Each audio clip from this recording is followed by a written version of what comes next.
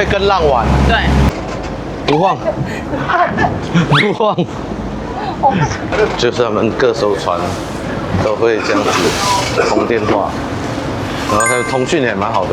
你有吃晕船药？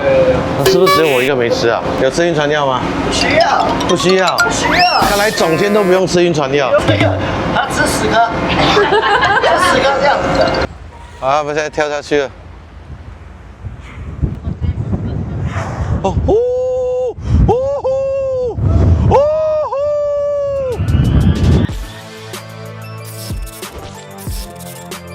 呼。我是 YouTube， 欢迎来到 Cookie 讲，早安重生。今天这种天气，我们要去追鲸。哎呦，看来今天比我这个 lazy diver 的状态下水几率不高啊，感觉水温大概20度啊，没有太阳啊。那先和大家分享一个事情，就是日本潜水呢，我常都讲说就是限制很多嘛，但是它真的很有一个优点，就是它吃的东西真的非常爽。那我们经过昨天我的观察之后呢，上船之前我们要买足够的粮食，会很爽。再加上今天呢，我应该是不太下水，所以我呢就先买早餐啊。当然啦，酒店饭店都会有提供早餐，但是这个是在船上吃的。我们先去 7-Eleven 买东西。我觉得这种御饭团啊都蛮好吃的，就是看你怎么选啊。可是我每次选到这种，我都是不知道怎么选，就随便选2个吧。现在好像不太适合，这是我平时晚上会买的啦，这个时候就不适合了。买一个布丁吧。这虽然台湾有，可是马来西亚没有。这个 donut 真的是蛮好吃的，不骗大家。啊，先买一个这个。好，再买2个春卷。今天就是19到16度，这就是水漬感。お支払い方法をお選び、タッチ音が鳴るまで電子レシートをお受け取りください。行动支付。理论上台湾的悠游卡应该也可以有这样的服务，可是我不知道发生什么事情啊，就是对吧？算了，有些观众会觉得我一直在臭台湾，可是你们有没有回去想一下这件事情的原因是什么？就是我为什么要这样子做？对啊，就是我想表达的是，就是为什么你们不去看问题的本身到底发生了什么事情呢？而要去讲说，我一直在讲台湾不好，对不对？一个20几年前就出现的悠游卡，为什么会不能用呢？为什么没有 APP 呢？为什么不能加入 Apple Pay、Apple Wallet？ 为什么不能就是行动支付？为什么不能成为电子银行？只能有一张卡，要靠着晶片来支付呢？你为什么不去讨论这件事情，而是一直觉得我在臭台湾呢？一直觉得我在酸台湾呢？我觉得可以看一下事情的本质嘛。悠游卡就是一个很明显台湾还在原地踏步20年的一个事实，就在这里。对，你们可以继续无视它，你们可以继续觉得就是纸钞很好，你们可以继续觉得台湾很有钱。台湾政府呢曾经发布了一个报告，讲说台湾人使用行动支付的比例超过90%。哇！我那时候看到的时候我吓一跳，怎么可能？然后我看一下那个问卷是怎么调查的。那问卷呢是网络调查。反正你只要看到网络调查，你就可以不用相信了。小弟我曾经为了学那个调查报告，花了整半年在学 SPSS， 在学怎么去 coding。对，所以5000份的网络报告、网络调查，那你就可以不用去相信它，因为没有这件事情啊，不可能的，不准的啊。就是这个抽样基本上就错了，然后还沾沾自喜来公布，一个政府机构，要不要脸啊？真是不要脸了。好了，我们海边见。今天很浪，我靠呗！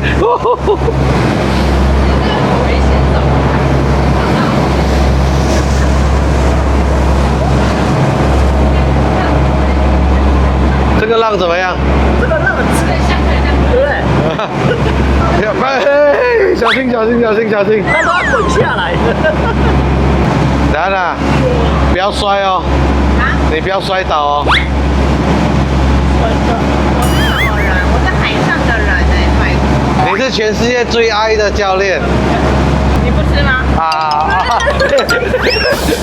跳天狗是不是？你有遇过这么晃吗？我说在冲绳。哦，这样子的话，大猩猩最喜欢。因为它会跟浪玩。对，大猩小孩啦。所以大猩猩开心我就开心，所以我现在很开心。所以记得今天拍影片，我就不下了。我今天的影片都是达安娜帮我拍的。他根本就从来没有下过。有什么下过？没有下过。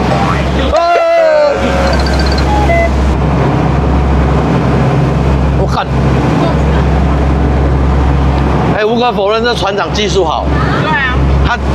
他会破那个浪。稳哦，重心哦，重心哦。哎，别。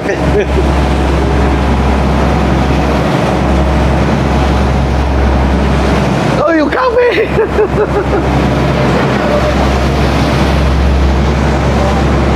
我们现在到了赏鲸的地点了，然后现在旁边呢有2、3组的那个母子鲸，那我们现在在排队，这一组呢就刚下去了啊，右边有2个，然后我们现在应该是会跟右边的这一组，他们呢船长都有手机联络。所以今天总共呢就6艘船在这个海上面，啊，我们就让他们下去吧，我们来拿画面，今天来讲点故事，就是大翅鲸的迁徙的故事。上面其实是比较晃哦，就是船上你们可以知道嘛，如果是这样子摇摆的话，上面一定是会比较晃的。不晃，不晃，晃吗？很晃啊，这样子才不会撞到。这样太夸张了。没有，我真的怕撞到。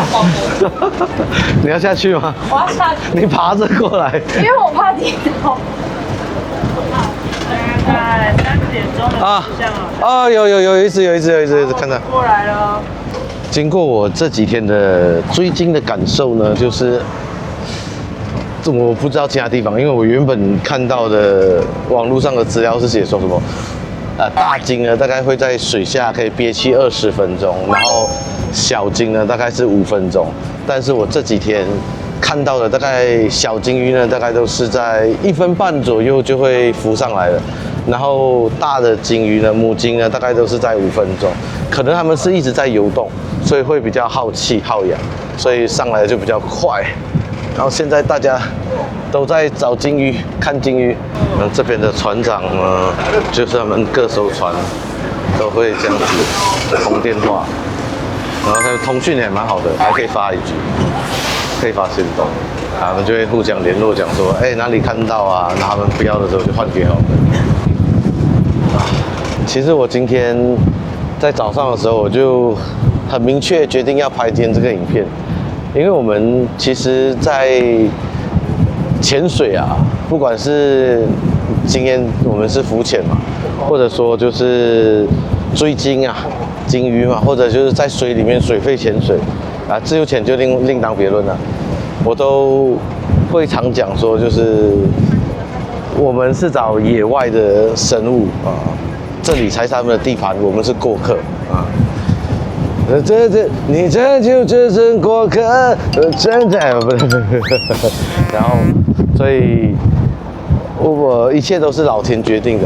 如果是我刚潜水的时候，就7、8年前的话，我就很不开心，然后就会觉得今天可能什么都看不到，哇，今天很冷，今天什么雨很大。可是随着潜水的次数跟年份越来越多之后，你会慢慢的发现一件事情，就我啦，不是你，我会慢慢的觉得，其实，我们不能控制环境啊，特别是追鲸这种行程，1年前就定了，半年前，其实基本上我1年前就确定了行程了，就这个时间要来，因为是季节性的嘛，啊，你不能控制天气，所以今天就是拍一个影片告诉大家，如果今天是大阴天，浪很大的时候，你在冲绳追大赤鲸会遇到什么情况？目前来讲，整个团友呢，整群团友都还 OK， 因为他们都有吃晕船药，我是没有吃啊。哎，对，我去问一下他们有没有吃晕船药。你有吃晕船药吗？有啊。你有吃晕船药？那是不是只有我一个没吃啊？你没吃吗？没吃啊。你想吐了吗？没有，还没。你有吃晕船药吗？有。有。之前你有吃晕船药吗？我没有。没有吃 ，OK。有吃晕船药吗？不需要，不需要。不需要。看来总监都不用吃晕船药。有吃晕船药吗？有。吞了。有吃晕船药。大风大浪没有见过。有吃晕船药吗？有啊。有吃晕船药吗？这个他吃10颗，吃10颗这样子的。这个嘞？这个吃有吃晕船药10颗。看来只有教练不用吃晕船药。不是这样说，就是你要常常训练，你知道吗？不是吗？常常来这种大风大浪训练以后就不会晕。我也没吃。多吐几次就不会晕。我觉得。对，因为你是这样晕，对不对？不是，我觉得我要吐了。东北角的课程总监吗？所以你们体能都很好。不敢这么说。东北角是不是都在练体能？也对啦，也对。东北角是不是膝盖都不好？我还可以。那你就不是东北角。哦，好冷，好冷，好冷。哦，有，go go go， 这边下去，右边，他们这边下去啊，往那边走，让大家看看这么恶劣的天气，我的好抖，手好抖。这个就是领航小弟，这就是船长，他们就在上面。然后来告诉大家方向在哪里，所以不一定是每次下水都可以看得到的。好，那来看一下。这个可以吗？不够大啊。他们现在就是要上来。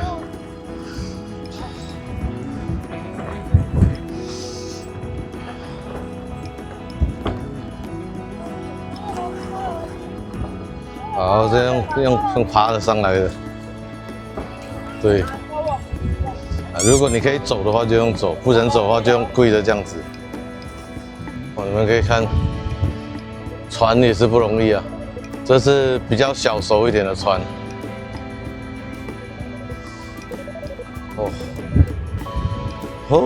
很慌啊。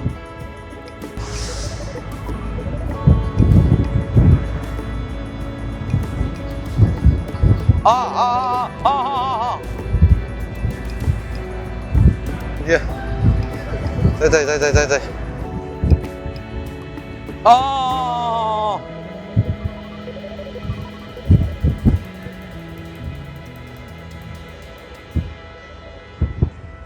大概1分半钟，1分到1分半之间就会起来换气一次。所以我们现在要预判它的方向，如果它不转头的话，还可以看到现在飞机在起飞。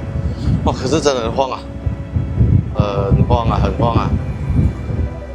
我们去机场很近，哇，你看我手上全部都是烟，不是我刚吃东西哦，是海盐。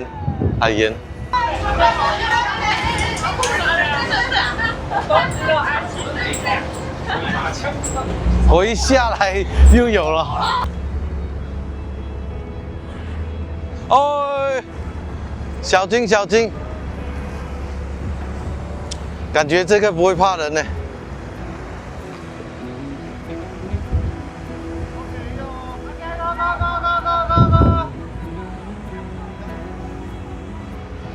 好，我们现在跳下去了。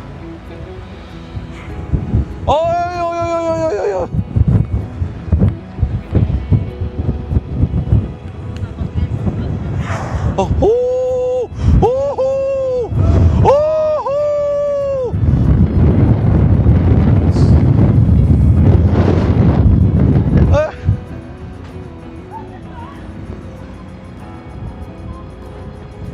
现在就他们要上来啦，然后就要协助，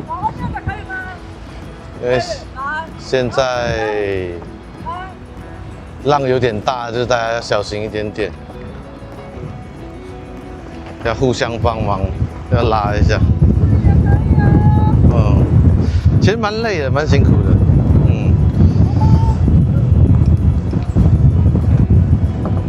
船长刚刚觉得不适合下水，然后今天取消了。我们到码头之后呢，他是这样子跳上去的哦。哦呦呦呦呦呦呦呦呦，原来是这样子上去的啊。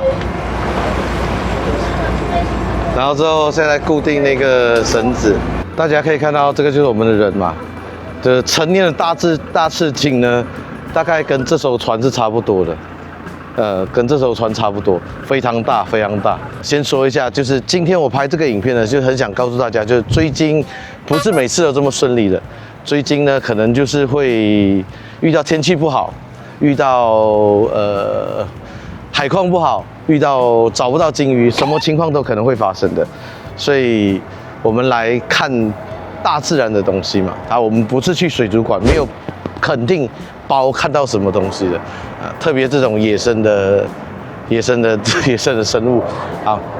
那补充一个小知识点啊，那如果你看到这里，你应该是对于大赤鲸很有兴趣嘛。在17XX年以前呢，人类在使用照明啊，大部分都是用鲸鱼的头脑，也就是那个脂肪啊，所以那个时候全世界捕杀了很多鲸鱼，不管是大赤鲸啊、蓝鲸啊，蓝鲸也是捕杀的特别多啊。然后主要是因为大赤鲸啊，它距离海岸线会比较近，所以比较容易捕捉得到，而且它上来呼吸的频率也比较高，所以在那个时候，大赤鲸的总数量大概从15万骤减到大概1万到2万之间。非常非常可怕的一个降低的数字哦，所以人类就捕杀了很多大赤鲸啊，捕杀了很多鲸鱼。那到1966年的时候，美国大气海洋总署 NOAA 就规定了人类不能随意捕鲸，所以才慢慢让大赤鲸恢复生态。据说那个时候大赤鲸在这个地表上不到1万只啊，就从15万变成1万，非常非常夸张。有数据还讲是5000。1966年这个法案推行之后呢，其实全世界捕鲸的次数就越来越少了啊。但是前苏联呢，它在1991年倒闭嘛，解体啦，解体。苏联在1991年解体，他们有数字表示呢，在1966年到1980年之间呢，他们还是捕杀了48000多头大赤鲸。你想一下，那时候大赤鲸已经没剩多少只了啊！其实应该这样讲啊，他们捕杀48000头鲸鱼，不是大赤鲸啊。然后有很多是大赤鲸，那个时候大赤鲸也所剩不多了，所以就蛮可惜的。但是很好，因为从1966年之后呢，现在的大赤鲸恢复的情况非常的好。现在全球大概已经到12万到13万只大赤鲸，主要呢，他们都是在北极圈跟南极圈生活为主。像我这一次来的冲绳呢，他们平时是住在阿拉斯加的啊，然后就是在比较热的时候，就他们吃半年嘛，大赤鲸这样子吃半年，然后吃完半年之后，然后就游到这里来，就是生小孩、打炮或者就交男朋友啊，就是渣男就对了啊。那他们主要是2个嘛，这个是从阿拉斯加过来，然后如果是去东加看的话呢，就是从南极洲过来。那现在主要几个看大赤鲸的地方嘛，就像是墨西哥啊、夏威夷啊，还有冲绳，都是他们的路径。然后如果从大西洋那边来看的话，大西洋也是有，可是大西洋就比较不稳定。现在濒临绝种的地方呢，就是在红海那个地方，阿拉伯红海那个地方，大赤鲸基本上是濒临绝种了。那好处呢？不是好处，好事就是现在在南极洲的整个大赤鲸数量大概是6万多头啊，6万多头。然后在澳洲的东海岸呢，大概就有4万多头，所以是让他们恢复的非常好啊。就人类杀了他们之后呢，就是你要不要脱眼镜，才看得到表情。就是人类其实就是还是有慢慢在培育啊，然后我们也慢慢知道怎么跟海洋生物来互动，就是不要影响他们，就是不要影响他们。所以如果现在你想要看大翅鲸的，最容易看到呢，就是在澳洲的东部，真的是非常非常多啊。然后东加呢也是有蛮多的，东加也是比较容易看得到啊。然后这个北半球呢，就是在哪里啊？刚讲到哪里啊？其实我没有在听。哦 ，OK， 好，就是冲绳、夏威夷跟那个墨西哥啊，就这几个地方。对。哎，今天的问题是什么？我拜拜嘛，拜拜。你跳一个不对的祈福舞。哦，对，我今天有祈福。你跳错了。哎，你要等一下发影片给我，因为我没有，来大家看一下。哦 bling。他跳错款了啦。刚刚叫他中间叫他收回，再重跳一款，他不跳。因为我今天跳的是给波塞冬的，可是因为这里距离湄洲比较近嘛，所以应该要跳给林默娘的，我跳错了。对，没错。所以下次我们先查好到底要跳哪一款。对。然后看那个金鱼给不给力。这个金鱼水瓶座的，怪怪的。双鱼啦，比较情绪化。对，然后水瓶、双鱼都差不多，就 Frey 的那种水瓶类，你懂吗？哦，水瓶啊，Frey 水瓶啊。对啊。你是什么？我狮子。你知道我是什么吗？你是三生。来我家坐坐。什么意思？来我家坐坐。星座的座，好烂哦！好了，那今天影片到这里为止了。我们明年2027年再一起来冲绳 ，OK。然后如果要订的话，就是不知道他们什么时候会公布，记得自己去找货仓 ，OK。好，老哥，你喜欢这个影片，YouTube 看点赞、订阅、打开小铃铛，Facebook 看到分享，所以我们下一个影片见，拜拜，不。